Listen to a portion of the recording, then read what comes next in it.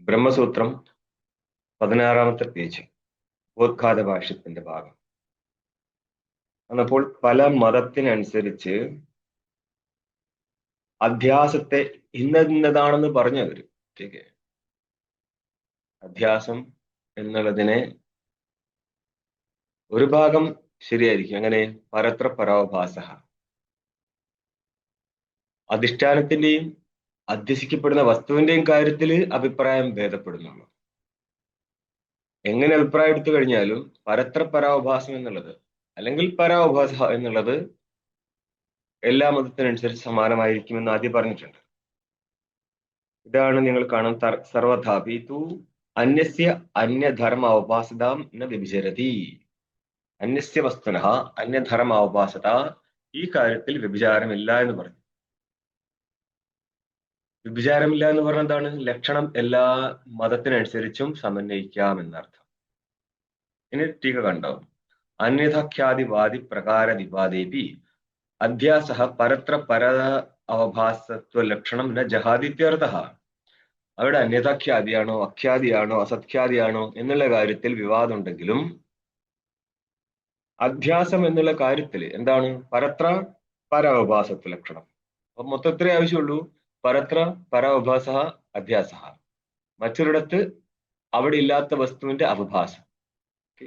ഇങ്ങനെ കാണുകയാണെങ്കിൽ എന്താ മനസ്സിലാത്തുള്ളൂ?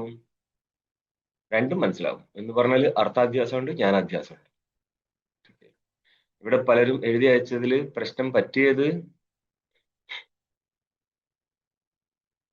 സംസർഗാധ്യാസ സ്ഥലം. ടീക്കേ, സംസർഗാധ്യാസം എന്നുള്ളത് പരസ്പര അധ്യാസം ഉദ്ദേശിച്ചിട്ടല്ല പറഞ്ഞത്. ആ പരസ്പര അധ്യാസം എന്നുള്ള താതാത്മ്യം ഉണ്ടല്ലോ, ആ താതാത്മ്യത്തിന്റെ പോലും താതാത്മ്യം എന്നുള്ളത് പോലും എവിടെ നടക്കത്തില്ല? ഒന്നിൽ നടക്കത്തില്ല, അങ്ങോട്ടും ഇങ്ങോട്ടും നടക്കത്തില്ല. ടീക്കേ, അപ്പം അവിടെ എന്തുണ്ട്? താതാത്മ്യത്തിന്റെയും ആരോപമുണ്ട്. പരസ്പരം ആരോപമാണ് താതാത്മ്യം. ആ താതാത്മ്യവും ആരോപിക്കപ്പെട്ടിരിക്കുകയാണ്. താതാത്മ്യം എന്നുള്ള ഒരു സംബന്ധമാണ്, ആ സംബന്ധവും ആരോപിക്കപ്പെട്ടിരിക്കുകയാണ്. അങ്ങനെയാണ് സംസർഗാധ്യാസം വരുന്നത്. അത് മനസ്സിലാക്കാൻ കുറച്ച് പണിയുണ്ട്. കാരണം നമ്മൾ പെട്ടെന്ന് എടുത്തു പോകുക അവർ തമ്മിലുള്ള പരസ്പരം താതാത്മ്യമല്ലേ, പിന്നെന്തിനാ നെക്സ്റ്റ് ലെവൽ എന്നുള്ളത് വിചാരിക്കും. ശുക്തൗ അപരോക്ഷസ്യ രജതസ്യ ദേശാന്തരേ ബുദ്ധൗ വാ. ഇനി നിഷേധിക്കുകയാണ് എന്തുകൊണ്ടാണ് പരാവഭാസം പറയുന്നത് എന്നുള്ളത്. അതായത് നിങ്ങൾ ഒരു ശുക്തിയിൽ രജതം കാണുകയാണെങ്കിൽ ആ രജതം പരാവഭാസമാണ്. നമ്മളൊരു ശുക്തിയിൽ രജതത്തെ കാണുന്ന സമയത്ത് അത് മനസ്സിലാണോ അല്ല കാണുന്ന അധികരണത്തിനാണോ അല്ല മറ്റെവിടെയെങ്കിലാണോ എന്നുള്ളതാണ്. ശുക്തൗ അപരോക്ഷസ്യ രജതസ്യ, ശുക്തിയിൽ അപരോക്ഷീകരിക്കപ്പെട്ടിരിക്കുന്ന രജതമാണ്, അല്ലാതെ തന്റെ മനസ്സിൽ അധ്യസിക്കപ്പെട്ടിരിക്കുന്നതല്ല. അല്ലെ? നിങ്ങൾ പറഞ്ഞു കിട്ടുന്നുണ്ട് ചിലർ ഇതെല്ലാം മനസ്സാണ്. പഠിക്കാതെ എവിടെ നിന്ന് രണ്ടക്ഷരം കേട്ട ആൾക്കാർ അടിക്കുന്ന ഒരു കാര്യമാണ്. എല്ലാം മനസ്സിന്റെ അപ്പുറമൊന്നുമില്ല, എല്ലാം പ്രപഞ്ചമാണെന്നൊക്കെ പറയുന്ന ആൾക്കാരുണ്ട്. ഞാൻ പറഞ്ഞില്ലായിരുന്നു, ഒരു വട്ടം ഒരു കുടി നിർത്തിയന്മാരൊരു ഗ്രൂപ്പ് തുടങ്ങിയിട്ട് അവർ ഉപദേശിക്കാൻ തുടങ്ങി. ഞങ്ങൾ കുടി നിർത്തിയില്ലേ, നിങ്ങളെ പോലെയാണോ? അങ്ങനെ അവർ ഉപദേശിക്കാൻ ഇറങ്ങിയതിലുള്ളതാണ് പ്രപഞ്ചമാണ് എല്ലാം, എല്ലാം പ്രപഞ്ചത്തോട് ആവശ്യപ്പെട്ടാൽ തരും. ഈ പ്രപഞ്ചം ജഡമാണെന്നുള്ളതും അതും ചോദിക്കാൻ പാടില്ല. എന്ത് ജഡം? ശരീരം ജഡമല്ലേ എന്ന് തിരിച്ചു ചോദിച്ചു കളയും. കാരണം മറ്റുള്ളവർക്കൊന്നും ചെയ്യാൻ പറ്റാത്ത കാര്യം ചെയ്തിരിക്കുകയാണ്. ഇപ്പോൾ 4 പേര് കുടി നിർത്തി ഒരു ഗ്രൂപ്പ് ഉണ്ടായി കഴിഞ്ഞാൽ പിന്നെ അവര് കുടിച്ച സമയത്ത് ശണ്ട കൂടിയ ചില്ലറയുന്നല്ല, കൂടെ പോയത് ഈ കാര്യം മാത്രമാണ്. ശുക്തു അപരോക്ഷസ്യ രജതസ്യ, ശുക്തിയിൽ അപരോക്ഷീകരിക്കപ്പെട്ടിരിക്കുന്ന രജതം, ആ രജതം മറ്റെവിടെയെങ്കിലും ഉണ്ടാവുമോ? എവിടെയാണോ അധ്യസിക്കപ്പെട്ടത് അവിടെ അല്ലാതെ വേറെ എവിടെയെങ്കിലും ഇരിക്കാൻ പറ്റുമോ? ദേശാന്തരേ നാസ്തി. ഇനി ആ രജതം തന്റെ ബുദ്ധിയിലുള്ളതാണോ? ബൗദ്ധൻ എന്താ പറയുന്നത്? തന്റെ ബുദ്ധിയിലെ രജതം പുറമെ കൽപ്പിക്കപ്പെട്ടാണ്. പുറമെ പുറമെ കൽപ്പിക്കപ്പെട്ട് കഴിഞ്ഞാൽ ഇത് എന്നെങ്ങനെ ബുദ്ധി ഉണ്ടാവും? അവൻ പറഞ്ഞത് കൽപ്പിക്കപ്പെട്ടതാ. ബുദ്ധൗവാ സത്വ അയോഗാത്, ആ രജതത്തിന്റെ സത്വം ബുദ്ധിയിൽ പറയാൻ പറ്റത്തില്ല. അങ്ങനെയാണെങ്കിൽ നീ പുറമെ സ്ഥിരമായിട്ടൊരു മൊത്തം അധ്യാസമാണല്ലോ. നമ്മളുടെ അധ്യാസത്തിന്റെ സംസ്കാരം കൊണ്ടാണ് എല്ലാ വ്യവഹാരവും നടക്കുന്നത്. നമ്മൾക്ക് ഒരു വട്ടം അധ്യസിച്ച് കഴിഞ്ഞത് ബുദ്ധിയുടെ ആണെന്ന് അറിഞ്ഞിരുന്നെങ്കിൽ പിന്നെ പുറത്തു തെറിയാൻ പോകുമായിരുന്നു. പുറമേയുള്ളത് കൊണ്ടല്ലേ പുറത്ത് തെറിയാൻ പോയത്. അതുകൊണ്ട് ഇതിനെ ബുദ്ധിയിലുണ്ടെന്നും പറയാൻ പറ്റത്തില്ല. കാരണം ബുദ്ധി അന്തസ്ഥമാണ്. ഈ ബുദ്ധിയിലായിരിക്കട്ടെ രജതമില്ല. ഇനി ദേശാന്തരത്തിലുമില്ല ബുദ്ധിയിലുമില്ല എന്ന് പറയാം. രണ്ട് സ്ഥലേ പറയാൻ പറ്റത്തുള്ളൂ. ഒന്നുകിൽ വസ്തു, ഒന്നുകിൽ അല്ല ബുദ്ധി. ഈ രണ്ടു സ്ഥലത്തും ഇല്ലെങ്കിൽ എന്ത് പറ്റും? ശൂന്യമായി പോകും. ശൂന്യമാണെങ്കിലോ പ്രത്യക്ഷത്വ അയോഗാത് എന്ന് ഇല്ലായിരുന്നുവെങ്കിൽ അവിടെ അതിനെ പ്രത്യക്ഷീകരിക്കാൻ പറ്റില്ലായിരുന്നു. പക്ഷെ പ്രത്യക്ഷീകരിച്ചിട്ടുണ്ട് എന്നുള്ളത് കൊണ്ട് ആ വസ്തു ഇല്ല എന്നും പറയാൻ പറ്റത്തില്ല. ശുക്തോ സത്വേ ബാധായോഗ. ഇനി അതിനെ ഉണ്ടെന്ന് മാനിക്കേ. എവിടെ വെക്കും? ശുക്തിയിൽ തന്നെ വെച്ചോ. കാരണം പ്രവൃത്തി നടന്നെവിടെയാ? ശുക്തിയില്ല. അങ്ങനെയായിരുന്നെങ്കിൽ അതിന്റെ ബാധ നടക്കാൻ പാടില്ലായിരുന്നു. അതായത് വാസ്തവ രജതത്തിന്റെ ബാധ നടക്കുന്നുണ്ടോ? ഇല്ല. അത് അടിസ്ഥാന ബ്രഹ്മസ്ഥലമാണ്. ഇത് ഞാൻ ആദ്യം പറഞ്ഞിട്ടുണ്ട്. ഇത് പ്രാതിഭാസിക സ്ഥലം എടുത്തിട്ട് ദൃഷ്ടാന്തം കൊടുക്കത്തുള്ളൂ. എങ്ങോട്ടെങ്കിലും ഓടരുത്. അപ്പോൾ ബാധയും നടക്കത്തില്ല വാസ്തവമായിരുന്നെങ്കിൽ. പക്ഷെ ഇവിടെ ബാധ നടക്കുന്നുണ്ട്. അതുകൊണ്ട് എന്ത് മാനിക്കണം? മിഥ്യാത്വമേവേദി ഭാവ. മറ്റെവിടെയും ഇല്ല, എന്നിട്ടും ഭാസിക്കുന്നു. ഭാസിക്കുന്ന സ്ഥലത്ത് ഉള്ളതായിരുന്നെങ്കിൽ ബാധിക്കപ്പെടത്തില്ലായിരുന്നു. ബാധിക്കപ്പെടുന്നുണ്ട് എന്നുള്ളതിനാൽ അത് മിഥ്യയാണ്. ഇനി ഒന്നുകൂടി ഇതിനെ സംഗ്രഹിച്ചു കഴിഞ്ഞാല് പ്രതിപന്നമായിരിക്കുന്ന ഉപാധിയിൽ മറ്റെവിടെയും ഭാസിക്കുന്നില്ല, ശുക്തിയിലാണ് ഭാസിക്കുന്നത്. അപ്പൊ പ്രതിപന്നം ഉപാധിയാണ്. പ്രതിപത്തിയുടെ വിഷയമാണ് പ്രതിപന്നം. അതാണ് ഉപാധി എന്ന് പറഞ്ഞാല് അധിഷ്ഠാനം എന്നർത്ഥം. ശരിക്കും ആധാരം. ഭ്രമം നഷ്ടപ്പെട്ടാൽ അധിഷ്ഠാനം. അവിടെ പ്രതീയമാനമാണ് എന്ത്? പ്രതീയമാനം എന്ന് പറഞ്ഞാൽ പ്രതീതിയുടെ വിഷയം. പ്രതിപന്ന ഉപാധി ഉദ്ദേശിച്ചത് ജ്ഞാത അധികരണം എന്നാണ്. ജ്ഞാതമായിരിക്കുന്ന വസ്തുവിന് ഒരു അധികരണമുണ്ട്, ഒരു അധ്യാസ രൂപമുണ്ട്, അല്ലേ? അപ്പൊ ജ്ഞാത അധികരണമാണ് ശുക്തി. അവിടെ ഭാസമാനമാണ് രജതം. പ്രതിപന്ന ഉപാധവും ഭാസമാനത്ത് എവിടെയുണ്ട്? ശുക്തിയിലുണ്ട്. അല്ല, രജതത്തിലോ? രജതത്തിലുണ്ട്. ആ രജതം ഏത് കാലത്താണ് ശുക്തിയിലുള്ളത്? ഒരു കാലത്തുമില്ല. അതുകൊണ്ട് പ്രതിപന്നമായിരിക്കുന്ന ഉപാധിയിലെ ത്രൈകാലിക നിഷേധം ആരുടെ വരും? രജതത്തിന്റെ വരും. ആ നിഷേധത്തിന്റെ പ്രതിയോഗി ആരായിരിക്കും? ശുക്തിയാണോ രജതമാണോ? രജതമാണ്. ആരോപ്യ മിഥ്യാത്വേ ന യുക്തിയപേക്ഷ. ആരോപ്യം മിഥ്യയാണെന്നുള്ള കാര്യത്തിൽ പ്രത്യേകിച്ച് യുക്തി വെക്കേണ്ട ആവശ്യമൊന്നുമില്ല. കാരണം എന്താ? യുക്തി എന്നുള്ള തർക്കം കൊടുക്കേണ്ട ആവശ്യമൊന്നുമില്ല ഇവിടെ ഇപ്പോൾ. തസ്യ അനുഭവസിദ്ധത്വാത്. അനുഭവസിദ്ധമാണെങ്കിൽ പിന്നെ എന്ത് തർക്കം? ചില സ്ഥലത്തെ പൂർവപക്ഷി പറയും ഇത് ഞങ്ങളുടെ അനുഭവമാണ്. അതിപ്പോ എന്ത് പറയും? തർക്കം കൊണ്ട് ഖണ്ഡനം നടത്തപ്പെടും. അതെന്റെ തർക്കം അല്ല. അതിന് പിറകില് പ്രബലമായിരിക്കുന്ന ശ്രുതി പ്രമാണമുണ്ട്. അതുകൊണ്ടാണ്. കാരണം നമ്മൾക്ക് ഈ ദ്വൈതം പ്രത്യക്ഷമല്ലേ. ദ്വൈത പ്രത്യക്ഷം കൊണ്ട് നമുക്ക് ദ്വൈതം സിദ്ധിക്കാൻ പറ്റുമോ? ഇല്ല. അന്നേരം എന്ത് പറയും? ദ്വൈത പ്രത്യക്ഷം കൊണ്ട് ദ്വൈതം സിദ്ധിക്കുന്നിടത്താണ് നമ്മൾ അനുമാനം കൊണ്ടുവരുന്ന ജഗത് മിഥ്യയാണ്. അപ്പൊ നിങ്ങൾ അനുഭവത്തെ എങ്ങനെ അനുമാനം കൊണ്ട് കണ്ടിച്ചു? അനുഭവം എന്ന് പറഞ്ഞാല് പ്രത്യക്ഷമല്ല. അനുഭവ പ്രത്യക്ഷത്തെക്കാൾ ന്യൂനമാണല്ലോ അനുമാന പ്രമാണം. പക്ഷെ പ്രശ്നം എന്താ പറഞ്ഞാൽ ഈ അനുമാന പ്രമാണത്തിന് പ്രബല പ്രമാണം പിറകിൽ നിൽക്കുന്നുണ്ട്. അവനെ കൊണ്ടുവന്നില്ലെന്നേ ഉള്ളൂ. അവനാണ് ശ്രുതി. ശ്രുതി പറയുന്നത് നേഹനാനാസ്തി കെഞ്ചനാണ്. ഇവിടെ ഒന്നും ഇല്ലെന്നാ. ഒന്നും ഇല്ലാതിട്ടും ഭാസിക്കുന്നുണ്ടെങ്കിൽ അത് മിഥ്യയാണ്. അനുഭവസിദ്ധത്വാദിത്യാഹ. ഈ അനുഭവം കാണിക്കുകയാണ്. ഏത്? ഭ്രമത്തിന്റെ അധ്യാസത്തിന്റെ അനുഭവ പ്രമാണം വെക്കുകയാണ് ഭാഷ്യകാരൻ. തഥാച ലോകി അനുഭവ. അപ്രകാരം ലോകത്തിൽ അനുഭവമുണ്ട്. ഏത്? അധ്യാസത്തിന്റെ കാര്യത്തിൽ അനുഭവം കാണിക്കുകയാണ്. ഇവിടെ നിങ്ങൾക്ക് നിരുപാധിക അധ്യാസവും സ്വാഭാവിക അധ്യാസവും കാണാം. ശുക്തിക്കാഹി രജതവത് അവഭാസത്തെ. രജതവത് എന്ന് പറഞ്ഞിട്ട് ഇല്ലാത്ത രജതത്തെ കാണിക്കാൻ. രജതം പോലെ. അപ്പൊ പോലെ എന്ന് പറഞ്ഞാൽ എന്തായിരിക്കും അർത്ഥം? വാസ്തവത്തിൽ ഇല്ല. ശുക്തിക. ശുക്തിരേവ ശുക്തിക. ശുക്തിക തന്നെയാണ് രജതത്തെ പോലെ അവഭാസിക്കുന്നത്. രജതം ഇല്ലാത്ത ശുക്തിയില് രജതത്തിന്റെ ഭാനം നടക്കുകയാണ്. ഇതേപോലെയാണ് നമ്മൾക്കിനി ദാർഷ്ടാന്തിക സ്ഥലത്തേക്ക് പോയാൽ എന്ത് പറയേണ്ടത്? ജഗതില്ലാത്ത ബ്രഹ്മത്തിൽ ജഗത്ത് അവഭാസിക്കുകയാണ്. അപ്പോൾ ജഗത്ത് പോലെ അവഭാസിക്കുകയാണ്. കാരണം എന്താ? ജഗത്ത് അവിടെ ഇല്ല. ജഗത്ത് പോലെ തന്നെ പറയാൻ പറ്റത്തില്ല. പക്ഷെ നമ്മൾ എന്ത് പറയും? ജഗത് അവഭാസിക്കുന്നു എന്ന്. ഏതുപോലെ? രജതം ഉപാസിക്കുന്നു പറയുന്ന പോലെ. രജതം ഉപാസിക്കുന്നു പറയാൻ പറ്റില്ല, രജതം പോലെ ഉപാസിക്കുന്നു, കാരണം രജതം അവിടെ ഇല്ല. സമാനമായിട്ട് ബ്രഹ്മത്തില് ജഗത്ത് പോലെയുള്ള അവഭാസമാണ്. അപ്പൊ ജഗത്ത് പോലെയുള്ള അവഭാസം വേണമെങ്കിൽ വാസ്തവ ജഗത്ത് വേണ്ടേ? വേണ്ട. പൂർവ്വത്തിലും ജഗത് പോലെ അവഭാസിച്ചതാണ്. എല്ലാ സ്ഥലത്തും ബ്രഹ്മജന്യ സംസ്കാരത്തിൽ നിന്ന് അടുത്ത ബ്രഹ്മം പോകത്തുള്ളൂ. ഇനി ആദ്യത്തത് കണ്ടോ ടീക്കയില്, ബാധാനന്തര കാലീനോ അയം അനുഭവ. ഈ രജതവത് അവഭാസത എന്നുള്ളത് ശരിക്ക് ബാധ നടന്ന ശേഷമുള്ള അനുഭവമാണ് എടുത്ത് കാണിച്ചത്. അല്ലെങ്കിൽ എന്ത് പറ്റും? ശുക്തിക്കാഹി രജതവത് അവഭാസം പറയാൻ പറ്റത്തില്ല. ബാധ, നിങ്ങൾ എവിടെയാണ് ഭ്രമിക്കുന്നത്? അവിടെ ശുക്തി കഴിഞ്ഞാൽ രജതമായിട്ട് കാണുന്നതല്ല, കാണുന്നു എന്നാണോ, അഥവാ രജതത്തെ കാണുന്നു എന്നാണോ അനുഭവം? രജതത്തെ കാണുന്നു എന്നാണ്, അല്ലാതെ ശുക്തിയെ രജതമായി കാണുന്നതല്ല. ശുക്തിയെ രജതമായിട്ട് കാണുന്നതായിരുന്നു ഭ്രമെങ്കിൽ ആരും രജതത്തെ ഗ്രഹിക്കാനായിട്ട് എടുക്കാനായിട്ട് ഓടിപ്പോകത്തില്ലായിരുന്നു. അതുകൊണ്ടാണ് ടീക്കാക്കാരെ സ്പഷ്ടീകരിച്ചത് ഇത് കാണിച്ചത് ശരിക്ക്. അതുകൊണ്ട് എന്താണത്? ബാധയുടെ സോറി, ഭ്രമാനുഭവം അല്ലത്, ഭ്രമ അനന്തര സ്ഥലം എടുത്താ കാണിച്ചത് മനസ്സിലായിക്കൊള്ളണം. ഭ്രമാനന്തര സ്ഥലം എടുത്ത് എന്തിനാണ് കാണിച്ചത്? മുമ്പുണ്ടായിരുന്ന ഭ്രമമാണെന്ന് കാണിക്കാൻ വേണ്ടിയിട്ടാ.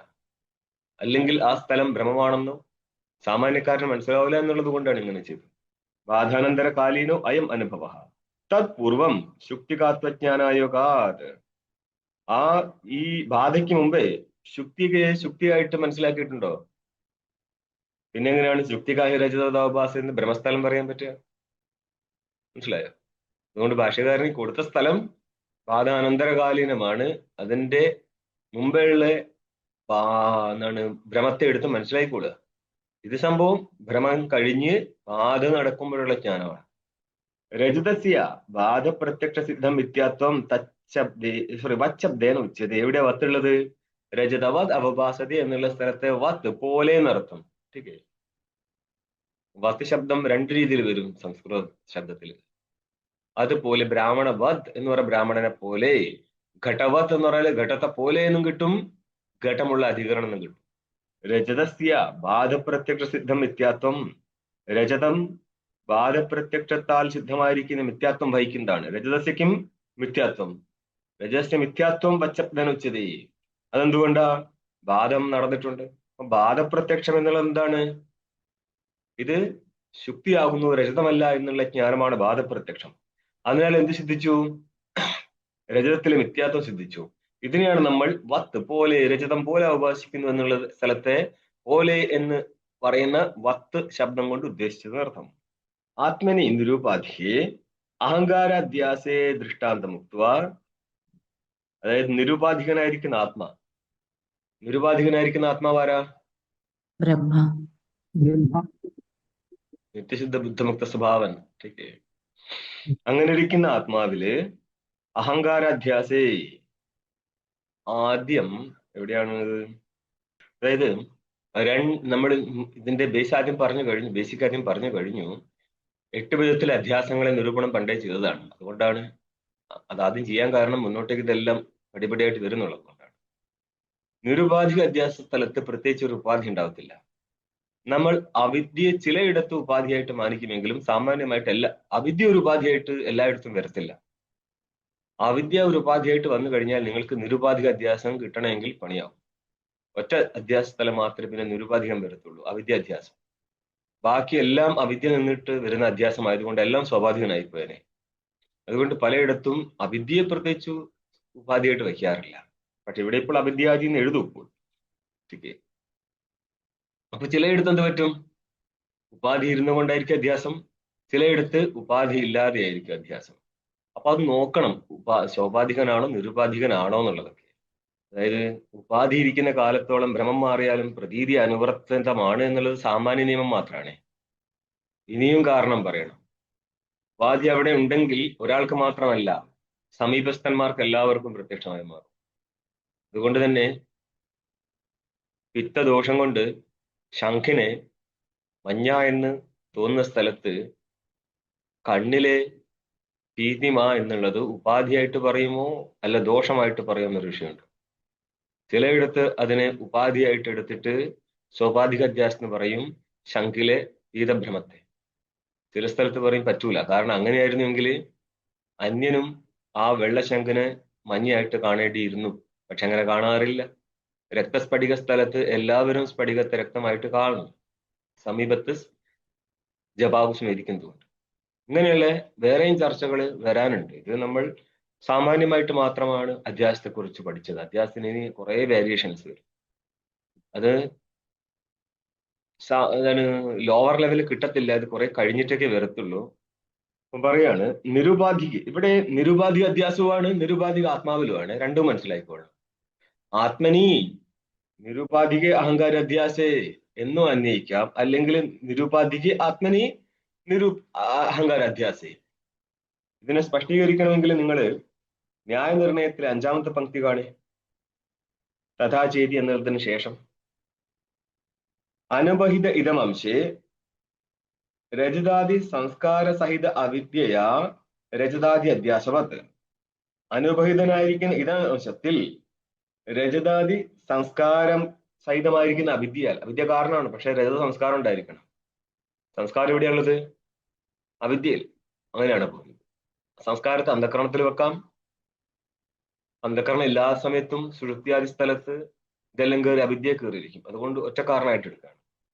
രജത സംസ്കാര സഹിത അവിദ്യ രജതത്തിന്റെ അധ്യാസം പോലെ പൂർവപൂർവ സംസ്കാരാദി വാസിത അനാദി അവിദ്യ, മുമ്പുണ്ടായിരുന്ന സംസ്കാരത്താൽ വാസിക്കുന്ന സംസ്കാരയുക്തമായിരിക്കുന്ന അവിദ്യയാൽ ചിദാത്മനി അനുബഹിതേ. കണ്ടോ, അനുബഹിതനായിരിക്കും ചിദാത്മാവിൽ.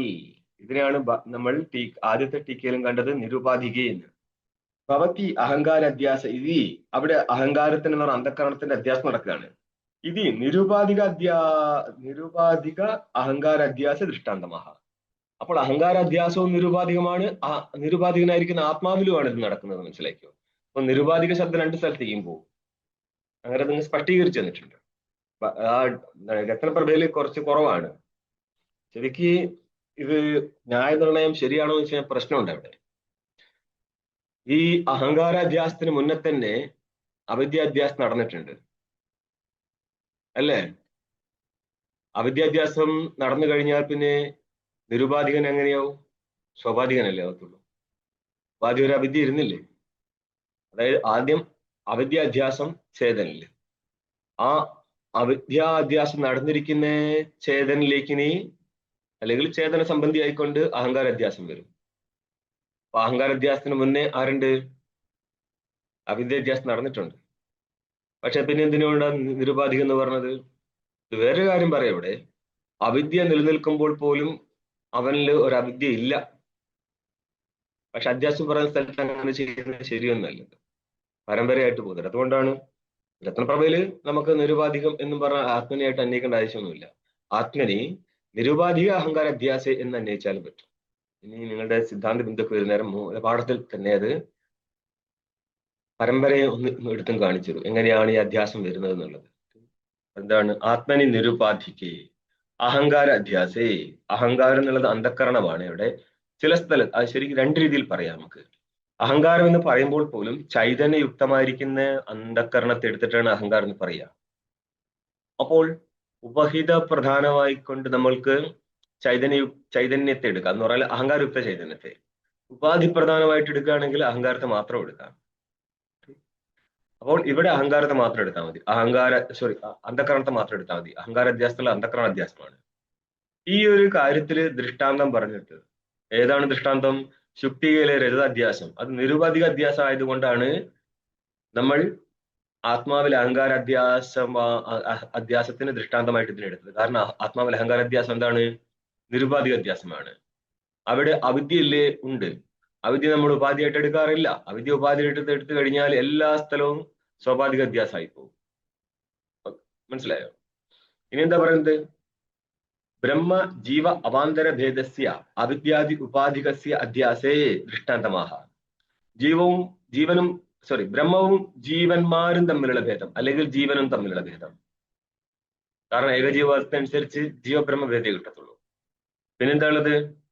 ജീവന്മാർ തമ്മിലുള്ള പരസ്പര ഭേദമുണ്ട്. അതാണ് അവാന്തര ഭേദം നിലനിൽക്കുന്നത്. രണ്ടു കൂടി എടുത്തോ. ബ്രഹ്മ ജീവ അവാന്തര ഭേദസ്യ, ബ്രഹ്മമായിട്ടുള്ള ഭേദം, ജീവന്മാർ തമ്മിലുള്ള ഭേദം. ഇത് അവിദ്യ ഉപാധികസ്യ, അവിദ്യ എന്നുള്ള ഉപാധി അവിദ്യാദിന്ന് വേണം, അവിദ്യാദ്യുപാധികസ്യ, അവിദ്യ കാമ കർമ്മ അന്ധകരണാദി, അല്ലെങ്കിൽ അവിദ്യ അന്ധകരണാദി എന്ന് വിചാരിച്ചോ. അതുകൊണ്ട് ഈ ഒരു ഭാഗം ചിന്ത്യമാണ്. അവിദ്യയെ നമ്മൾ ഉപാധിയായിട്ട് എടുത്തു കഴിഞ്ഞാൽ സകല സ്ഥലത്തും സ്വാഭാവികനായി മാറും. അല്ലെങ്കിൽ എന്ത് മാനിക്കണം?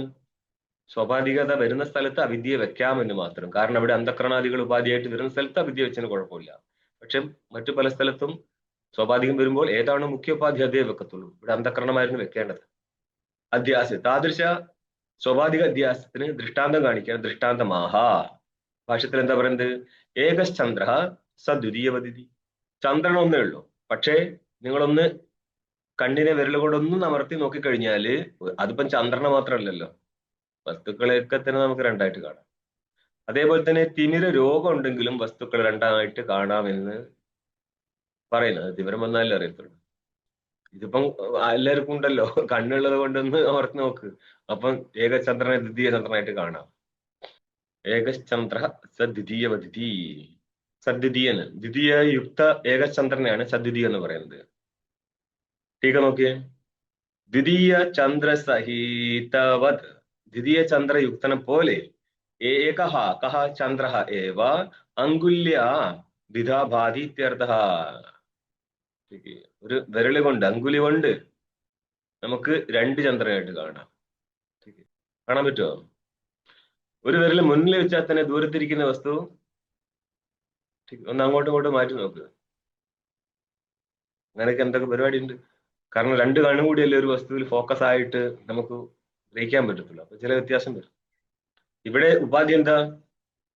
ഉങ്കുലി, വിരൽ എന്നുള്ള ഉപാധി കൊണ്ടാണ് നമ്മൾക്ക് ഇങ്ങനെ രണ്ടായിട്ട് കാണുന്നത്. ഇതേപോലെ അഹങ്കാരാധ്യാസം പ്രതി ഉപാധിയായിട്ട് അവിദ്യാദികൾ ഇരിക്കും. ठीक ഇവിടെ ഇപ്പോൾ അവിദ്യ കൊണ്ടുവന്നത് വേറൊരു ഉപാധി അന്ധക്കരണ അധ്യാസത്തിന് കൊടുക്കാൻ പറ്റില്ല എന്നുള്ളതാണ്. മറ്റുള്ള സ്ഥലത്തേക്ക് പോകുന്ന നേരം പിന്നെ അവിദ്യയുടെ ആവശ്യമില്ല, അന്ധക്കരണ ഉപാധി ആയിക്കൊണ്ട് വ്യവഹരിച്ചോളൂ. സോറി, അല്ല അഹങ്കാരാധ്യാസത്തിന്റെ സ്ഥലത്ത് വേറൊരു ഉപാധി ഇവിടെ എടുത്തിട്ടേ ഇല്ല. അവിദ്യ എടുത്തിരുന്നെങ്കിൽ അവിടെ നമുക്ക് അഹങ്കാരാധ്യാസത്തിന്റെ സ്ഥലത്തും സ്വാഭാവികനായിപ്പോയി. അഹങ്കാരാധ്യാസത്തെ നിരുപാധികനാക്കുന്ന സമയത്ത് അവിദ്യ എടുത്തിട്ടില്ല. പിന്നെ എന്താണ്? ബ്രഹ്മജീവാദി ഭേദസ്ഥലത്ത് അവിദ്യ എടുക്കേണ്ട ആവശ്യം പോലും ഇല്ലായിരുന്നു. അഹങ്കാരത്തെ എടുത്താലും നടന്നേനെ. പക്ഷെ അഹങ്കാരത്തെ ഒഴിവാക്കിയിട്ട് ഒരു അവിദ്യ വെച്ച് കളഞ്ഞു. അല്ലെങ്കിലും വ്യവസ്ഥ ചെയ്യാൻ പറ്റുന്ന അർത്ഥം. ലക്ഷണ പ്രകരണ ഉപസംഹാരാർത്ഥ ഇതി ശബ്ദ. എവിടെ ഇതി ശബ്ദമുള്ളത്? സദ്വിതീയ വദിതി എന്നുള്ള സ്ഥലത്ത് ഇതി ശബ്ദം. ലക്ഷണം എന്തൊക്കെ വേണം? ലക്ഷണം, പ്രമാണം എന്തൊക്കെയാ പറഞ്ഞത് ഓർമ്മയുണ്ടോ? അധ്യാസത്തിന്റെ കാര്യത്തിൽ ലക്ഷണാദികളെ പറയുന്നു പറഞ്ഞിരുന്നു. ലക്ഷണ പ്രമാണ ലക്ഷണ സംഭാവന അല്ലെ? പ്രമാണ ലക്ഷണ സംഭാവന എന്ന് പറയും. ഇത് എവിടെയാന്ന് ഓർമ്മയുണ്ടോ? 11-ാം പേജ്. ലക്ഷണ പ്രമാണ ലക്ഷണ സംഭാവന പ്രമാണി സാധയിതും ലക്ഷണം പൃച്ഛതി എന്നാണ് 11-ാമത്തെ പേജിൽ 3-6-8 ലൈൻ കണ്ടാൽ മതി. ഓക്കെയാ? നിങ്ങളുടെ പഞ്ചപാദികയ്ക്കും ഇങ്ങനെ തന്നെയാണ് വിഭാഗം വരിക. അവിടെ ഓരോരോ വർണ്ണകത്തിലൂടെ പോകുന്നു മാത്രം. അധ്യായത്തിന് പകരം വർണ്ണകായും. അപ്പൊ ലക്ഷണ പ്രകരണത്തിന്റെ ഉപസംഹാരം ചെയ്തിട്ട് ലക്ഷണ നിരൂപണം കഴിഞ്ഞിട്ട് അടുത്ത സംഭാവനാധികത്തെ തുടങ്ങാമാണ് എന്ന് കാണിക്കുകയാണ്. അപ്പം ലക്ഷണ ഉപസംഹാരം കാണിക്കാൻ വേണ്ടിയാണ് ഇതി. അത് പല സ്ഥലത്തും ഇതിയും പറഞ്ഞിട്ട് ഒരു വിഷയത്തെ ഉപസംഹരിക്കുന്ന സ്ഥലമായിരിക്കും. ഭവതു അധ്യാസ ശുക്തിയാദോ ആത്മനിത്തു ന സംഭവതി ഇത്യാക്ഷേപതി. ഒരുപക്ഷെ ആക്ഷേപം നടക്കുകയാണ്, അധ്യാസം ശുക്തിയാദി സ്ഥലത്ത് സംഭവിക്കട്ടെ. ശുക്തിയിൽ രജതത്തിന്റെ അധ്യാസം നടക്കാൻ യോഗ്യതയുണ്ട്. പക്ഷെ യോഗ്യമല്ലാത്ത ആത്മാവിൽ എങ്ങനെ അധ്യാസം നടക്കും? ശുക്തിയെ കാണാൻ പറ്റുമോ? ശുക്തിയായിട്ട് ഇന്ദ്രിയത്തിന് സന്നികർഷം ഉണ്ടോ? ഉണ്ട്. ആത്മാവായിട്ട് ഇന്ദ്രിയത്തിന് സന്നികർഷം ഉണ്ടോ? ഇല്ല. പ്രത്യക്ഷ യോഗ്യമാണോ? അല്ല. പിന്നെ എങ്ങനെ ജഗതധ്യാസം ആത്മാവിൽ നടക്കും? നിങ്ങൾ പറഞ്ഞു കേട്ടിട്ടില്ലേ ഗുരുക്കന്മാരൊക്കെ, മക്കളെ ബുദ്ധി കൊണ്ടൊന്നും കിട്ടുന്നതല്ല ആത്മാന്നുള്ളത്. ഇന്നലെയും എൻ്റെ ഒരു സുഹൃത്തി ഇരിക്കുകയാണ്, ഈ എന്താണ് പ്രസംഗം, എന്താ നമ്മൾ ദൃഷ്ടിവാദത്തിന്റെ ഇതിനനുസരിച്ച് അപ്പൊ നമ്മുടെ മനസ്സ് ഒടുങ്ങണല്ലേ. അപ്പൊ നമ്മളങ്ങ് അവശനായി പോകും ഇവർക്ക് ഉത്തരം പറഞ്ഞിട്ട്. പറയാൻ തോന്നൂല ഇതില്ല. കാരണം ഒരു നടക്കൊന്നും ഇവർ രക്ഷപ്പെടുത്തില്ല. കാരണം ഗുരുക്കന്മാരുടെ കൃപ കൂടുതലായതുകൊണ്ട് എങ്ങനെ ഇരുത്തിയാലും കുഞ്ഞ് അവിടെ പോയി ഇരിക്കത്തുള്ളൂ. ഇങ്ങനെ പ്രമോഷൻ കൊടുത്തു കഴിഞ്ഞാൽ പോലും പോകത്തില്ല അങ്ങോട്ട്. ചിലർക്ക് അങ്ങനെ ഉണ്ടല്ലോ, പഴയ ക്ലാസ് ഇരിക്കാൻ ഭയങ്കര മോഹമായിരിക്കും. അങ്ങനെയുള്ള പ്രശ്നമുണ്ട്. ഞാൻ പറഞ്ഞു, ഞാനിങ്ങനെ കുന്തിച്ചിരിക്കുന്ന എന്റെ സുഹൃത്ത് പറഞ്ഞു, ബുദ്ധി നഷ്ടപ്പെടുകയല്ല, ബുദ്ധിയിലൂടെ തിരിച്ചറിയാണ് ഇതെല്ലാം. ബുദ്ധി നഷ്ടപ്പെട്ടു കഴിഞ്ഞാൽ കളി നടക്കത്തില്ല. ബുദ്ധി ഇല്ലാത്തവന്റെ പരിപാടിയല്ല. കാരണം ഞാൻ അവന് ബുദ്ധിയോഗം കൊടുക്കുന്ന ഏതൊരു ബുദ്ധിയോഗത്താൽ അവൻ എന്നെ തിരിച്ചറിയുമെന്നാണ് ഗീതാകാരൻ പറയുന്നത്. അത് വേണ്ടാന്ന് വെക്കണമെങ്കിൽ ആ ഗീതാകാരനേക്കാൾ വലിയ അവതാരമായിരിക്കണം. ഗീതാകാരൻ കുന്തിച്ചിരിക്കും. ഞാൻ പറഞ്ഞത് അയ്യോ മൊത്തം തെറ്റായിപ്പോയല്ലേ ശരാ. ഗീതാകാരൻ ഈശ്വരനെ വിളിക്കുന്ന സമയമാണിത്. നമ്മൾ ഗുരുക്കന്മാരാണ് ഈ ഗീതാകാരനെ കൊണ്ട് ഈശ്വരനെ വിളിപ്പിക്കുന്നത്. പിടികിട്ടിയ സംഭവം. അങ്ങനെ പറയുന്നത്, ഞാൻ ബുദ്ധിയോഗം കൊടുക്കും, യാതൊരു ബുദ്ധിയോഗത്താൽ എന്നെ യഥാമി ബുദ്ധിയോഗം തം ഏന മാം ഉപയാന്തിത്തേ എന്നാണ്. പക്ഷെ നമ്മൾ ഗുരുക്കന്മാര് പറഞ്ഞാൽ പറയുന്നത് ബുദ്ധി കൊണ്ടൊന്നും കളി നടക്കൂല. ഇതാരാ ശരി? ഈ സോക്കോൾഡ് ഗുരുക്കന്മാരാണോ ശരി, അല്ല ഗീതാകാരനാണോ ശരി? ഗീതാകാരൻ ഉദ്ദേശിച്ച ഭഗവാൻ ശ്രീകൃഷ്ണനെ കുറിച്ചാണ് പറഞ്ഞത്. ഇനി അതറിയാതെ പോകണ്ട. അത് ഗുരുക്കന്മാരുടെ ശിഷ്യന്മാരും ഇരുന്ന് തീരുമാനിക്കും നിങ്ങൾ ആരാണ് കേമനും കേമത്തി എന്നുള്ളത്. അപ്പോൾ ഈ ഭാഷ്യം കാണും. ആത്മനി തൂ ന സംഭവതി കിം ന സംഭവതി, അധ്യാസം സംഭവിക്കത്തില്ല. അതെന്തുകൊണ്ടാന്നുള്ളത് പൂർവപക്ഷ ഭാഗമാണ് ഇനി ഭാഷ്യത്തിൽ കാണാൻ പോകുന്നത്. കഥം പുനഃ പ്രത്യേകാത്മനി അഭിഷയ അധ്യാസോ വിഷയധർമാണം. കഥം എപ്രകാരമാണ്, പുനഃ വാക്യാലങ്കാരമാണ്. പിന്നെ എങ്ങനെയാണ്, പിന്നെന്ന് അർത്ഥം കിട്ടും നമ്മുടെ ഭാഷ്യത്തിൽ. മലയാളത്തിലും വരത്തില്ലേ പിന്നെ എങ്ങോട്ടാ. അപ്പൊ അത് പിന്നെ എന്നുള്ളത് ഒരു ഭാഷയുടെ ശൈലിക്ക് വേണ്ടി വരികയാണ്. പ്രത്യേകാത്മനി കസ്മിൻ അഭിഷയെ, പ്രത്യേകാത്മാവരാ? പ്രദീപം വിപരീതം അഞ്ജതീതി പ്രത്യക്. പ്രത്യക്ഷ സ ആത്മാചേതി പ്രത്യേകാത്മാ തസ്മിൻ പ്രത്യേകാത്മനി. ആ പ്രത്യക് സ്വരൂപനായിരിക്കുന്ന ആത്മാവിൽ എന്ന് പറഞ്ഞ നിത്യശുദ്ധ ബുദ്ധമുക്ത സ്വരൂപനായിരിക്കുന്ന ഈ ചൈതന്യത്തിൽ, വേദാന്ത സിദ്ധാന്തത്തിൽ രണ്ട് ചൈതന്യം കൊണ്ട് ഒന്നും അന്വയിക്കത്തില്ല. ഒറ്റ ചൈതന്യത്തെ വെച്ചിട്ട് മാത്രമേ അന്വയം പോകത്തുള്ളൂ. അപ്പോൾ പ്രത്യേകാത്മാവായിരിക്കുന്ന ശുദ്ധ ചൈതന്യത്തിൽ കഥം അധ്യാസ, എങ്ങനെയാണ് അധ്യാസം വരിക? അധ്യാസം ഏതിൻ്റെതാ വരിക? പ്രത്യേകാത്മാവിൽ ഏതിന്റെ അധ്യാസമാണ് വരിക? വിദ്യയുടെ, അന്ധകരണത്തിന്റെ, ജ്ഞാനത്തിന്റെ, ജഗത്തിന്റെ. നിരുപാധിക അധ്യാസമാണ്. നമ്മൾ തുടങ്ങിയത് എവിടുന്ന ഈ ഭാഷ്യം? തുടക്കത്തിലെ ഒരു വാക്യം പറഞ്ഞു, യുഷ്മദസ്മത് പ്രത്യേകോചരങ്ങൾ. അസ്മദർത്ഥ ആരാ? പ്രത്യേകാത്മാവ്. ബാക്കി എന്താ പറയുന്നേ? അസത്ത് എന്ന് പറയാൻ എന്തായിരുന്നു ഇവിടെ അവകാശം? ഉഷ്മത്. യുഷ്മദർത്ഥം. ഇതല്ലേ നിങ്ങളുടെ തുടക്ക പ്രസംഗം? ഒന്ന് ആത്മാവാണെങ്കിൽ പിന്നെ എന്താണ് വരുന്നത്? അനാത്മാവ്. അനാത്മാക്കളുടെ അധ്യാസം നടക്കുകയാണ് എന്ന് പറഞ്ഞാൽ മറ്റൊരു ധർമ്മിയുടെ അധ്യാസം.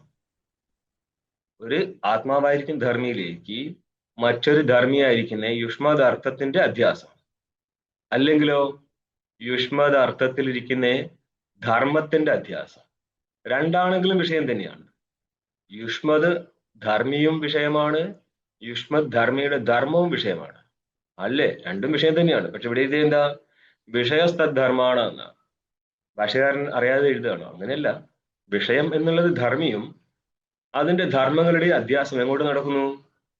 പ്രത്യേകാത്മാവിലേക്ക് നടക്കുന്നു. അതെങ്ങനെയാന്നാ ചോദിക്കുന്നത്. കാരണം എന്താ? അവിഷയേ പ്രത്യേകാത്മനീൻ, വിഷയമല്ലാത്ത പ്രത്യേകാത്മാവിൽ എന്ന് പറഞ്ഞാൽ ശുക്തി വിഷയമായിരുന്നു. വിഷയമാവുന്ന ശുക്തിയില് മറ്റൊരു വസ്തുവായിരിക്കുന്ന രജതത്തിന്റെ അധ്യാസം സമ്മതമാണ്. വിഷയമല്ലാത്ത ആത്മാവിൽ എങ്ങനെയാണ് അന്യധർമ്മ അധ്യാസം നടക്കുക എന്നാണ് ചോദ്യം. അവിദ്യ നമ്മള് നിരുപാധിക അധ്യാസമായിട്ട് എടുക്കത്തില്ല. അപ്പൊ അടുത്ത ടോപ്പിക്കാണ് കടന്നതെന്ന് പറയുമ്പോ ആ ടോപ്പിക്കിലായിരുന്നു എന്നുള്ളതാണ് ഇപ്പൊ മനസ്സിലായത്. അല്ല, അത് നമ്മുടെ ഭാഷ്യത്തിലെ ഒരു പ്രസംഗം ശുക്തികായ രജതോപാസത ഏകശദ്രുതി, ഈ ഒരു സെക്ഷന്റെ ടീക്കാ പ്രസംഗം കഴിഞ്ഞു. അത് ഭാഷ്യത്തിലുള്ളതിനെ വിശദീകരിക്കുകയാണ്. ഭാഷ്യകാരൻ ഇപ്പോൾ എന്താ പറയുന്നത്? ശുക്തികായ രജതോപാസത. ഇവിടെ സ്ഥലത്ത് ഭ്രമം മാറിയ ശേഷം എന്ന് പറയേണ്ട ആവശ്യമൊന്നുമില്ല. ഭ്രമം മാറിയ ശേഷം ഒന്നല്ല, ഭ്രമസ്ഥലം തന്നെയാണത്. പക്ഷെ മനസ്സിലാക്കാൻ വേണ്ടി ഭാഷ്യകാരൻ ശുക്തിക എന്ന് കാണിച്ചിരിക്കുന്നത് എന്താന്ന് പറഞ്ഞാല് ഇതമായിട്ട് ഭാസിച്ച ഒരു വസ്തു ഉണ്ടായിരുന്നു, അവിടെ രജതത്തിന്റെ ഭാനം നടന്നിട്ടുണ്ട് എന്ന് വിശദീകരിക്കാൻ വേണ്ടിയിട്ട് എടുത്ത് കാണിച്ചതാണ്. അല്ലാതെ ടീക്കാകാരൻ പറഞ്ഞ മൊത്തത്തിൽ അങ്ങോട്ട് ശരിയൊന്നല്ലത്. നമ്മൾ ടീക്കാകാരൻ അങ്ങനെ പറഞ്ഞത് കൊണ്ട് കൂടെ പോയിന്ന് മാത്രം. ठीक ഒരാള് അധ്യാസത്തെ എടുത്ത് കാണിക്കുകയാണ്. അധ്യാസ സ്ഥലം എന്താ? രണ്ട് വസ്തു ഉണ്ടാവും, ഒരു ഇതം ഉണ്ടാവും, ഒരു അധ്യസിക്കപ്പെട്ട വസ്തു ഉണ്ടാവും. ഇതം എന്താണെന്നുള്ളതാണ് അങ്ങനെ പറഞ്ഞത് ശുക്തികയാണ്. അപ്പം ശരിക്കും അത് ശുക്തികയാണ് രജതബോധം ബാധിച്ചത് എന്ന് പറഞ്ഞപ്പോൾ നമ്മളത് അധ്യാസം എടുത്ത് മനസ്സിലായിക്കൊള്ളണം. ഒരു ഇതമംശത്തിൽ ശുക്തികയായിരുന്നു വാസ്തവം, പക്ഷെ അത് രജതത്തെ പോലെ ബാധിച്ചു. സത്യത്തിൽ എന്താണ്? രജതബാനം നടന്നു എന്നേ ഉള്ളൂ. വിശദീകരിക്കുമ്പോഴല്ലേ വസ്ത വെച്ചു കൊടുത്തത്. അതേപോലെ തന്നെ ഏകചന്ദ്ര സതിദീവതി, അത് ശരിക്കും ഇതിന്റെ ഇനിയും പിറകോട്ട് പോകേണ്ടിയിരുന്നു, ഞാനത് നിന്നുപോയതാ. അപ്പോൾ നിങ്ങൾ ചോദിച്ച ചോദ്യത്തിന്റെ ഒന്നാമത്തെ ആ ഭാഗം കഴിഞ്ഞു. ഇനി അടുത്തത് കയറുന്ന നേരം സാമാന്യ അധ്യാസത്തെ കുറിച്ചാണ് ചോദിക്കുന്നത്. അവിടെ നിരുപാധികം സ്വാഭാവികം ഒന്നുമില്ല. അധ്യാസം എങ്ങനെ സംഭവിക്കുന്നുള്ള ചോദ്യമേ ഉള്ളൂ. അല്ലാതെ നിരുപാധിക അധ്യാസം എങ്ങനെ സംഭവിക്കുന്നോ സ്വാഭാവിക അധ്യാസം എങ്ങനെ സംഭവിക്കുന്നു ഇവിടെ ചോദ്യമില്ല. ഒറ്റ ചോദ്യമാണ്. വിഷയമല്ലാത്ത പ്രത്യേകാത്മാവിൽ എങ്ങനെയാണ് ധർമ്മിയുടെയും ധർമ്മത്തിന്റെ അധ്യാസം നടക്കുക എന്നുള്ളതാണ്. അപ്പൊ സാമാന്യ അധ്യാസത്തെ കുറിച്ചാണ് ഈ ചോദ്യം.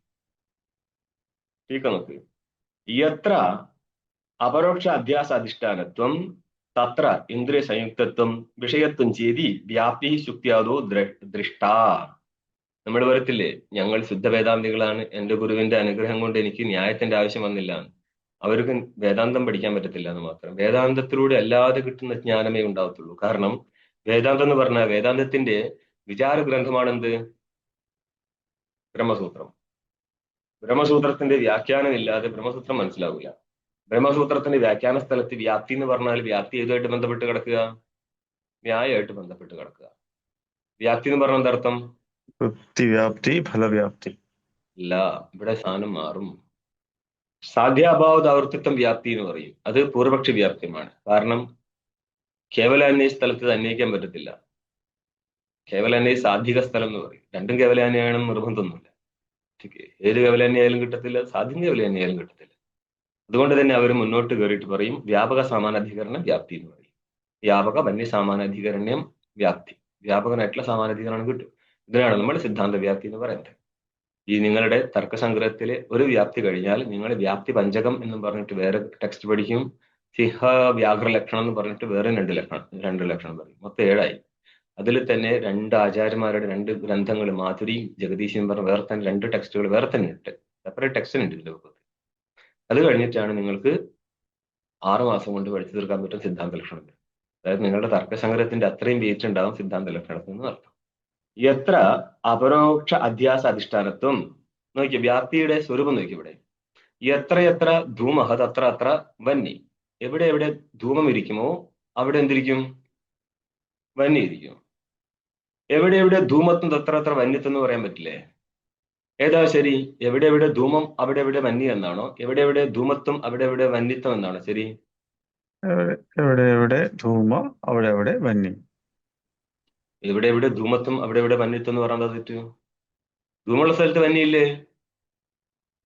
അതുകൊണ്ട് എവിടെ എവിടെ ധൂമത്വം അവിടെ എവിടെ വന്യത്വം എന്ന് പറയാൻ തെറ്റ്? ധൂമത്വം ധൂമത്തിന്റെ കർമാണ്, വന്യയുടെ അല്ല. അതുകൊണ്ട് ധൂമത്വത്തില് വന്യത്വം ഇരിക്കില്ല.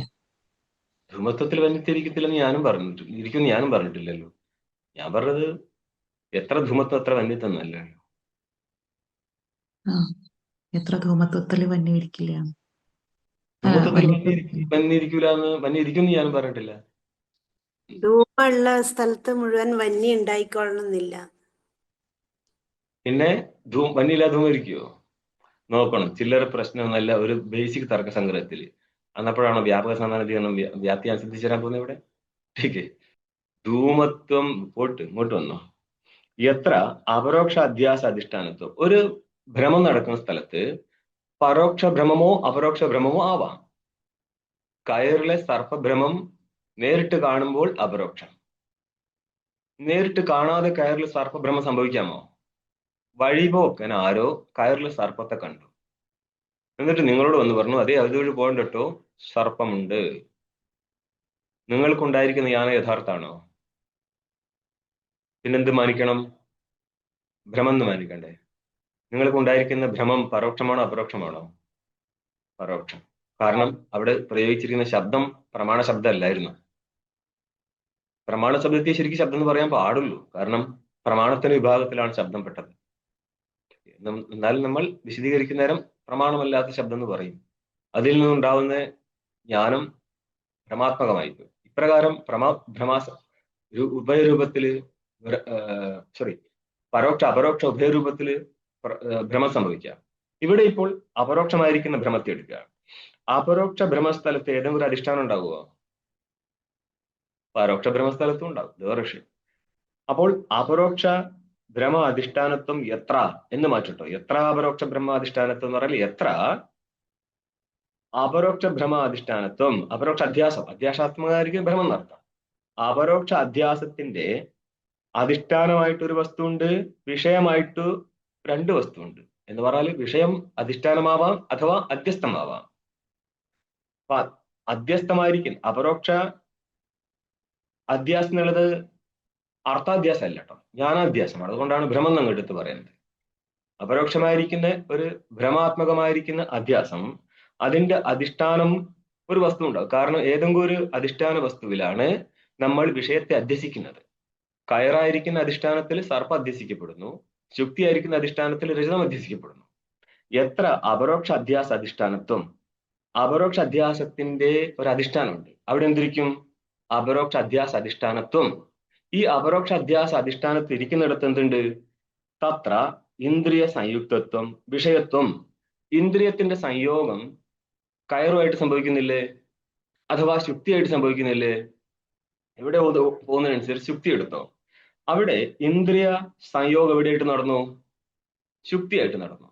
ഇതമായിരിക്കുന്ന അംശം ഉണ്ടല്ലോ, ഇതാംശത്തിന്റെ ഭാനം നമുക്ക് നടക്കുന്നുണ്ട് ബ്രഹ്മസ്ഥലത്ത്. എങ്ങനെയാണെങ്കിലും അവിടെ ഒരു ശുക്തി നിലനിൽക്കുന്നുണ്ട്. ഭ്രമിക്കുന്ന സമയത്താണെങ്കിലും ഭ്രമം മാറുകയാണെങ്കിലും ഒരു വസ്തുവിൽ മറ്റൊരു വസ്തു അധ്യസിക്കപ്പെടുകയല്ലേ. അപ്പോൾ സംയോഗം എവിടെ നടക്കുന്നുണ്ട്? ശുക്തിയായിട്ട് നടക്കുന്നുണ്ട്. ശുക്തിയായ എവിടെ? സംയുക്തം. സംയുക്ത വസ്തുവിൽ എന്തിരിക്കും? സംയുക്തത്വം. സംയുക്തത്വം എന്ന് പറഞ്ഞോ അല്ലെങ്കിൽ സംയോഗം എന്ന് പറഞ്ഞോ ഒരേ അർത്ഥം കിട്ടത്തുള്ളൂ. തത്ര ആ അധ്യാസ അധിഷ്ഠാനത്തിൽ ഇരിക്കുന്നിടത്ത് ഇന്ദ്രിയ സംയുക്തത്വം ഉണ്ട്, അതേപോലെ വിഷയത്വം ഉണ്ട്. നമുക്കത് ശുക്തിയിൽ കാണിക്കാൻ പറ്റും. അപ്പോൾ നിങ്ങളുടെ വ്യാപ്തി എന്തായി? എത്ര അപരോക്ഷ അധ്യാസ അധിഷ്ഠാനത്വം തത്ര ഇന്ദ്രിയ സംയുക്തത്വം അല്ലെങ്കിൽ ഇന്ദ്രിയ സംയോഗം എന്ന് പറഞ്ഞോ, അതേപോലെ വിഷയത്വം ച. ഇവിടെ വ്യാപകത ഇന്ദ്രിയ സംയുക്തത്വം വിഷയത്വം. ഇന്ദ്രിയ സംയുക്തത്വം വിഷയത്വം എന്നുള്ളതാണ് വ്യാപകം. അപ്പോൾ എത്ര ധൂമഹ തത്ര വന്നി. അവിടെ വന്നിയാണ് വ്യാപകൻ. വ്യാപക അഭാവാദി വ്യാപ്തി അഭാവം ശ്രദ്ധിക്കാൻ പറ്റും. വ്യാപകനില്ലെങ്കിൽ വന്നി ഇല്ലെങ്കിൽ ഒരിക്കലും വ്യാപ്യമായിരിക്കുന്ന വസ്തു ഇരിക്കത്തില്ല. ഇതാണല്ലോ സിദ്ധാന്തം. ഇതിനെ തന്നെയാണ് ഇങ്ങോട്ടും കൊണ്ടുവരാൻ പോകുന്നത്. ഇത് വ്യാപ്തി ശുക്തിയാതോ ദൃഷ്ട. ശുക്തിയാദി അധിഷ്ഠാന സ്ഥലത്ത് ഭ്രമസ്ഥലത്ത് അധിഷ്ഠാനത്തിലെ ഭ്രമം നടക്കുന്ന സമയത്ത് നമ്മൾ ഈ ഒരു വ്യാപ്തി കണ്ടിട്ടുണ്ട്. തത്ര വ്യാപക അഭാവാത്. വ്യാപകനാരാണ്? ഇന്ദ്രിയ സംയുക്തത്വം വിഷയത്വം. ഇത് ആത്മാവിലുണ്ടോ? ആത്മാവായിട്ടുള്ള ഇന്ദ്രിയ സംയോഗം നടക്കുന്നില്ല, ആത്മാവിൽ വിഷയത്വം ഇല്ല. കാരണം വിഷയത്വം എവിടെ ഇരിക്കത്തുള്ളൂ? യുഷ്മദാർത്ഥത്തിൽ വിഷയത്വം ഇരിക്കത്തുള്ളൂ, അസ്മദാർത്ഥത്തിൽ വിഷയത്വം ഇല്ല.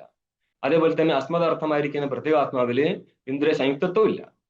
നോക്കിയോ, വ്യാപക അഭാവാദി വ്യാപകനായിരിക്കുന്ന ഇന്ദ്രിയ സംയുക്തത്വവും വിഷയത്വവും ആത്മാവിൽ ഇല്ലാത്തത് കൊണ്ട് ആത്മനോ അധിഷ്ഠാനത്വനെ സംഭവതി. ഏതിന്റെ അധിഷ്ഠാനത്വം? അധ്യാസ അധിഷ്ഠാനത്വം സംഭവിക്കത്തില്ല. എന്ന് പറഞ്ഞാൽ ആത്മാവിൽ ഒരു അധ്യാസം നടക്കാൻ പോകുന്നില്ല എന്നർത്ഥം. അധ്യാസം നടന്നിരുന്നുവെങ്കിൽ അധ്യാസ അധിഷ്ഠാനത്വം വന്നേനെ. ഈ അധ്യാസ അധിഷ്ഠാനത്വം വരാത്തത് എന്തുകൊണ്ടാ? വ്യാപകനില്ലാത്തത് കൊണ്ട്. ठीक है. വ്യാപ്യമിരുന്നാൽ വ്യാപകനിരിക്കും. വ്യാപകനില്ല എങ്കിൽ വ്യതിരേക വ്യാപ്തിയാണ്. എത്ര ധൂമ തത്ര വന്നി. തിരിച്ചിട്ട വ്യാപ്തി എന്താണ്? വ്യതിരേക വ്യാപ്തി. എത്ര വന്യഭാവ തത്ര ധൂമാഭാവ എന്ന് കിട്ടും. അപ്പൊ വ്യാപകനില്ലെങ്കിൽ വ്യാപ്തി ഇരിക്കത്തില്ല എന്ന് വരുമ്പോൾ മാത്രമേ വ്യതിരേക വ്യാപ്തി സിദ്ധിക്കാൻ പോലും പറ്റത്തുള്ളൂ. അപ്പോൾ അന്യവ്യതിരേക വ്യാപ്തിയോട് കൂടിയിരിക്കുന്ന ഹേതുക്കളില് നമ്മൾ അന്യവ്യതിരേക വ്യാപ്തി കാണിക്കണ്ടേ. അപ്പൊ അതിൽ നിന്നൊരു കാര്യം മനസ്സിലാവും, വ്യാപകനില്ലെങ്കിൽ വ്യാപ്തി ഉണ്ടാവത്തില്ല എന്നുള്ള സിദ്ധാന്തമാണ്. ഇവിടെ ഇപ്പോൾ വ്യാപകനായിരിക്കുന്ന ഇന്ദ്രിയ സംയുക്തത്വം വിഷയത്വം ഇല്ല എങ്കിൽ അധ്യാസാധിഷ്ഠാനത്വം ഉണ്ടാവത്തില്ല. അധ്യാസാധിഷ്ഠാനത്വം ഇല്ലാത്തത് കൊണ്ട് എന്ത് പറ്റും? ആത്മാവിൽ അധ്യാസം വരത്തില്ല എന്ന് സിദ്ധിക്കും. ന സംഭവതി അഭിപ്രത്യ എന്ന് അഭിപ്രായപ്പെട്ടും കൊണ്ട് ഭാഷ്യത്തിൽ സംസാരിക്കുകയാണ്. കഥം പുനഃ എന്നുള്ളതിന് ശേഷം പ്രത്യേകാത്മനി അഭിഷയെ ഇത് ഉദ്ദേശിച്ചിട്ടാണ് പറയുന്നത്.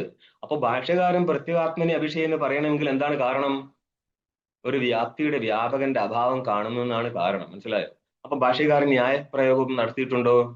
ഭാഷ്യകാരൻ ന്യായപ്രയോഗം നടത്തിയതുപോലെ എത്രയോ മുന്നോട്ട് പോയിട്ടാ. ഇത്രയും പിറകിലുള്ള വശം സംസാരിക്കാതെയാണ് അങ്ങനെ സംസാരിച്ചു പോയത്. അപ്പം ഭാഷ്യകാരന്റെ ആ പങ്ക്തി മനസ്സിലാക്കണമെങ്കിൽ ആദ്യം ന്യായം അറിയേണ്ടിയിരുന്നു. അല്ലെങ്കിൽ എന്ത് അന്വയിക്കും? വിഷയമല്ലാത്ത പ്രത്യേകാത്മാവിൽ എന്നും പറഞ്ഞ് അന്വയിച്ചങ്ങ് പോകത്തുള്ളൂ. അതിന് കാരണം ഇതാണ്, വ്യാപകത്വം ഇല്ലാത്ത പ്രത്യേകാത്മാവിൽ വ്യാപ്യത്വം വ്യാപകമില്ലാത്ത വ്യാപകത്വം കേട്ടോ, വ്യാപകമില്ലാത്ത പ്രത്യേകാത്മാവിൽ വ്യാപകനാരായിരുന്നു? ഇന്ദ്രിയ സംയുക്തത്വം വിഷയത്വം. അതില്ലാത്ത പ്രത്യേകാത്മാവിൽ ആ വ്യാപകന്റെ വ്യാപ്യമായിരിക്കുന്ന അധിഷ്ഠാനത്വം സിദ്ധിക്കാൻ പറ്റത്തില്ല, അധ്യാസ അധിഷ്ഠാനം സിദ്ധിക്കാൻ പറ്റത്തില്ല. എന്നപ്പോ അതെന്താ ഉദ്ദേശിച്ചത്? ഇനിയാണ് ബാക്കി ഭാഗമേ നിങ്ങൾക്ക് ഭാഷ്യത്തിൽ കാണുന്നുള്ളൂ. കഥം അധ്യാസ വിശേഷ ധർമ്മാണം എന്നുള്ളത് അത് മനസ്സിലാവണമെങ്കിൽ അതിന്റെ അതെന്തുകൊണ്ട് സംസാരിച്ചു എന്ന് മനസ്സിലാവണമെങ്കിൽ ന്യായം കൊണ്ടേ പറ്റത്തുള്ളൂ. മനസ്സിലായോ? ഇല്ലാത്ത ഒരു ജ്ഞാനം ഒരു അന്യായമായിരിക്കുന്ന അർത്ഥം.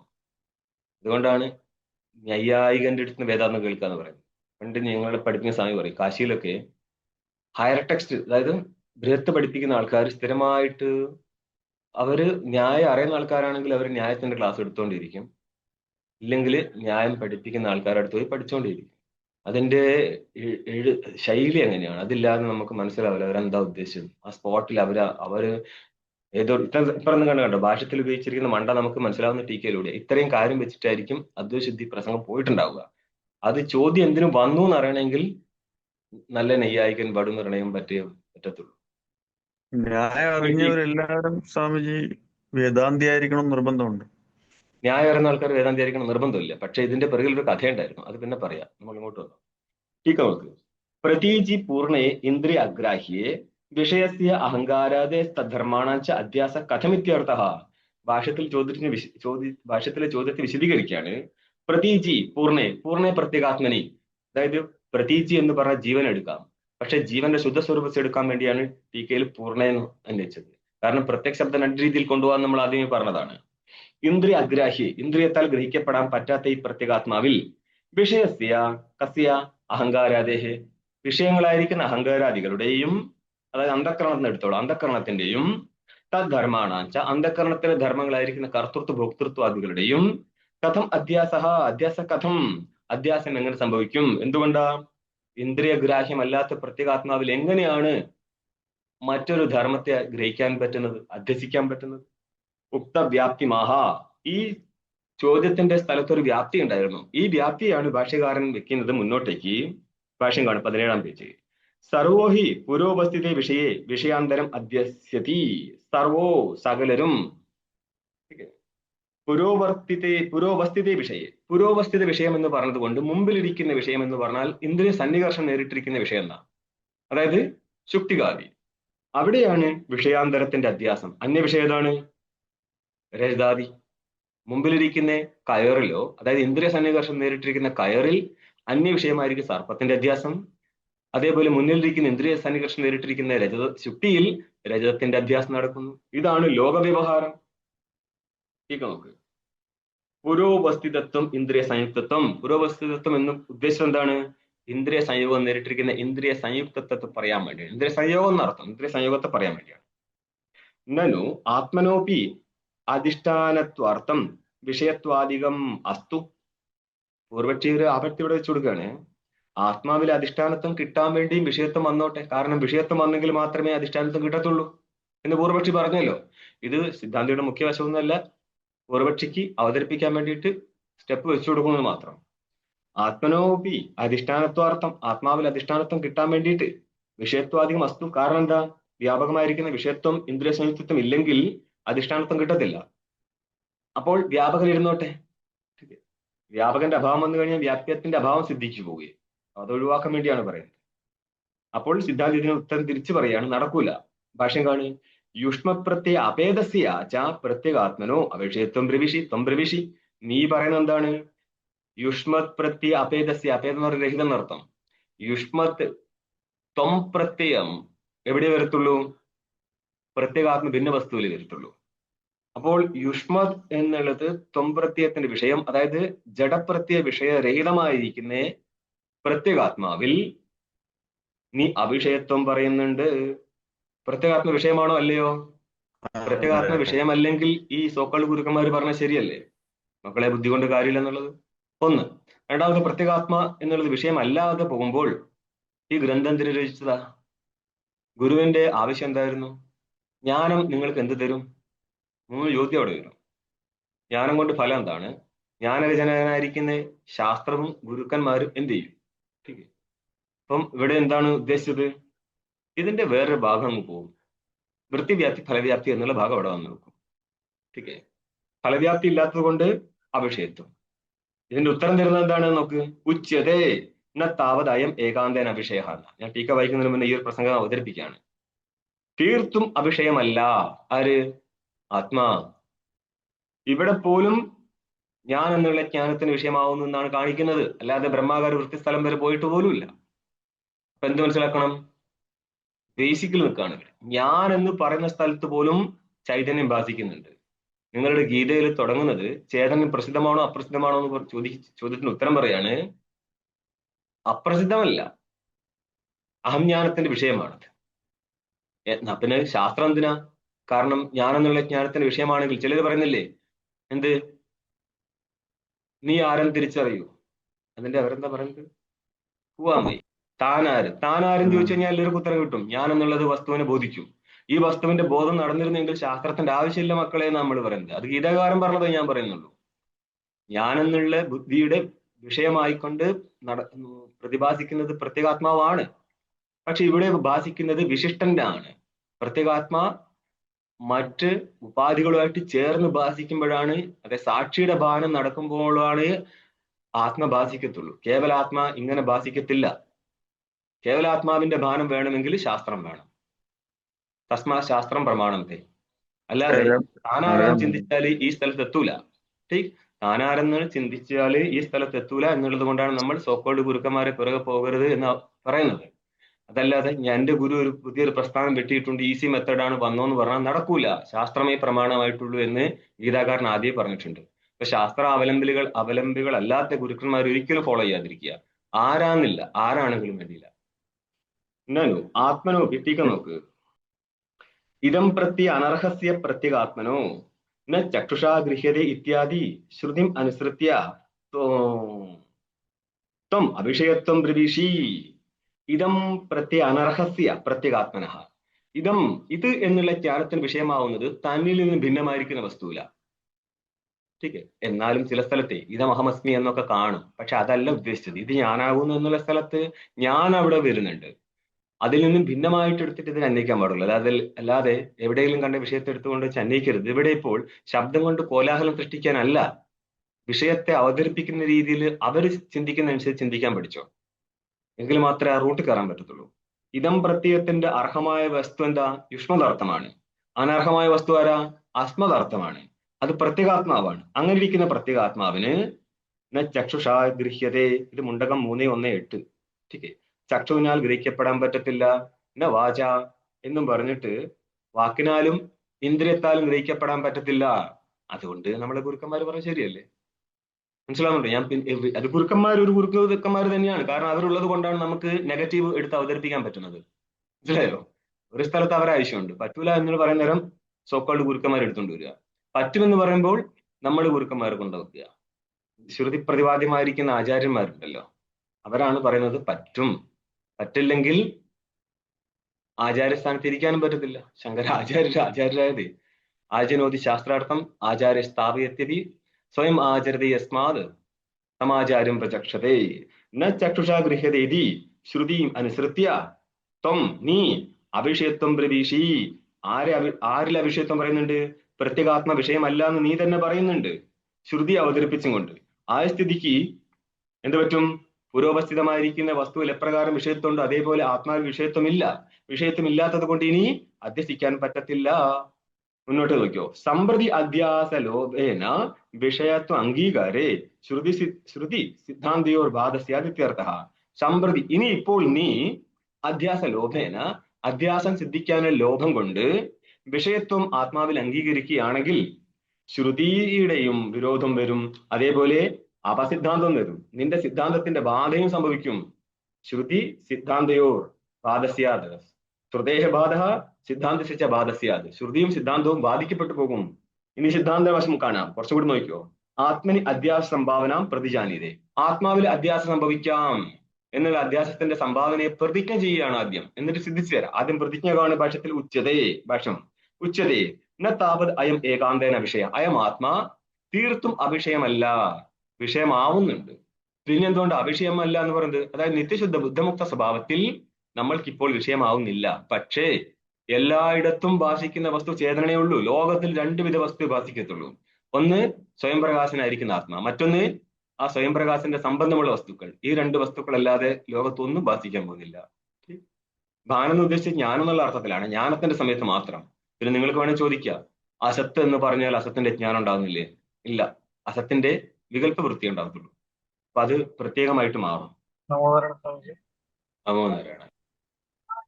സ്വാമിജി, നമയമാത്മേന ബലഹീനേന ലഭ്യ എന്ന് പറയും. അതിന്റെ ബലം എന്തിനാ ഉദ്ദേശിക്കുന്നത്? ബലം അതായത് ജ്ഞാനമാണ് ബലം. പ്രാപ്തി ഏതിൻ്റെതാ? ബ്രഹ്മപ്രാപ്തിയാണ്. ബ്രഹ്മപ്രാപ്തി കാരണം ജ്ഞാനമാണ്. ശരി. ഏന വൃണുതെ, ആരാൽ വ്രണിക്കും. അപ്പൊ അവിടെ വിചാരിക്കും എന്തോ ഒരു വലിയ, ശരിയാണ്, അവിടുത്തെ എന്താണ്, മുമുക്ഷുവിന് യോഗ്യത ഉണ്ടായിരിക്കണം. ആ യോഗ്യത ഉള്ളത് കൊണ്ടാണല്ലോ ഇവിടെ അഥ ശബ്ദം കൊണ്ട് യോഗ്യത ഉള്ളവൻ എടുത്തിരിക്കുന്നത്. പക്ഷെ ആത്മപ്രാപ്തിക്ക് ജ്ഞാനമാണ് കാരണം, അല്ലാതെ പ്രത്യേകിച്ച് മറ്റൊരു കുലമഹിമയോ നാടിന്റെ മഹിമയോ ജാതി മഹിമയോ സ്ത്രീ പുരുഷ മഹിമയോ ഒന്നും ഇവിടെ അവതരിപ്പിക്കാൻ പറ്റത്തില്ല. ജ്ഞാനത്തിന് അനുകൂലമായിട്ട് മാത്രമേ ചിന്തിക്കാൻ പാടുള്ളൂ ഇവിടെ. അല്ലാതെ ഏത് ബലം വെക്കും നമ്മൾ, പ്രകരണം ഏതിനെ കുറിച്ച് സംസാരിക്കുന്നതും നോക്കണ്ടേ. ഓം പൂർണ്ണമദഃ പൂർണ്ണമിദം പൂർണ്ണാത് പൂർണ്ണമുദച്യതേ പൂർണ്ണസ്യ പൂർണ്ണമാദായ പൂർണ്ണമേവാവശിഷ്യതേ. ഓം ശാന്തി ശാന്തി ശാന്തി. ശങ്കരം ശങ്കരാചാര്യം കേശവം ബാദരായണം സൂത്രഭാഷ്യകൃതൗ വന്ദേ ഭഗവന്തൗ പുനഃ പുനഃ. ഈശ്വരോ ഗുരുരാത്മേതി മൂർത്തിഭേദ വിഭാഗിനേ വ്യോമവത്വ്യാപ്തദേഹായ ദക്ഷിണാമൂർത്തയേ നമഃ. ഓം ശാന്തി ശാന്തി ശാന്തി. നമോ നാരായണ.